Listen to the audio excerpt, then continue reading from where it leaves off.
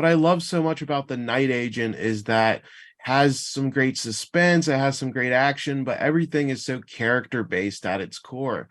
So what really drove you to this project?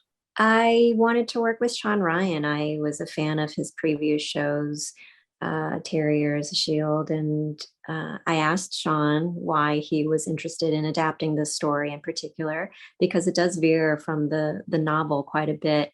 Um, and something that he said really struck me. He wanted to um, really delve into the dynamics and the different ways men and women work with each other, and how they butt heads and how they get things done together. And I think that that was very interesting for me to um, take part in. I've never played a character who is a politician or works in this world and carries a lot of authority and is also a problem solver.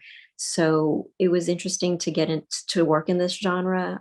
I've never done political thriller, done something that's so filled with action, even though I'm not doing it myself, thankfully. It was all up to Gabe and Luciani. But, I personally enjoy watching these things myself. So it was fun to finally get to be a part of one. That's awesome. You mentioned the show varying from the original novel. Did you still go back and read the novel, or did you just go off the script since it was so different?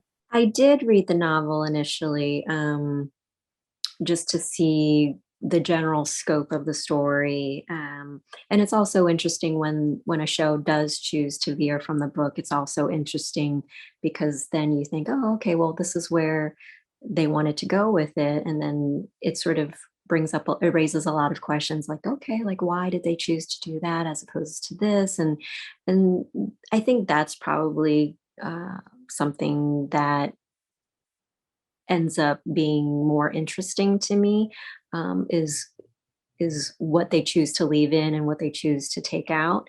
Um, and our writers, a lot of them, this was their first time getting to step into that writer producer position, because Sean Ryan is a big advocate for writers learning to become producers, and he wants them to be on set a lot and interacting with the actors in the different departments.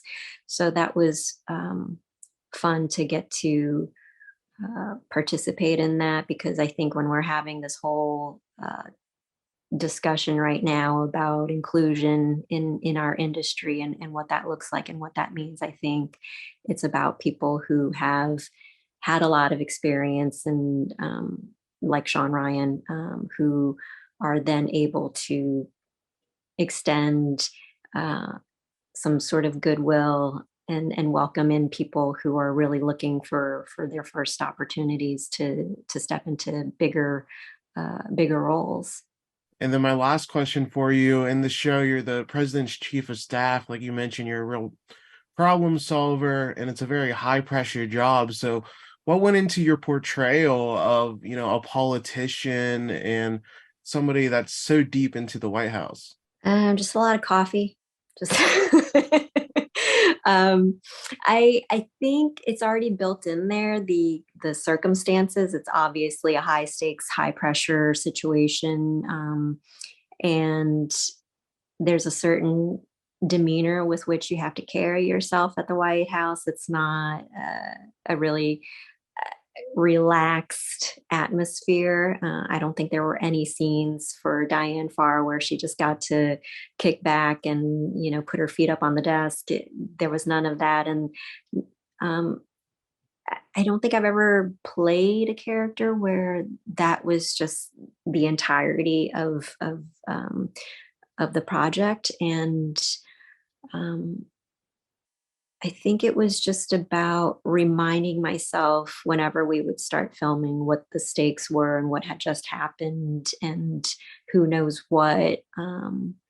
So it was a situation where I relied quite a bit on the writers to remind me of who knows what, and And I think that that's what's entertaining for the audience is to have all of these balls up in the air and just waiting for one of them to drop.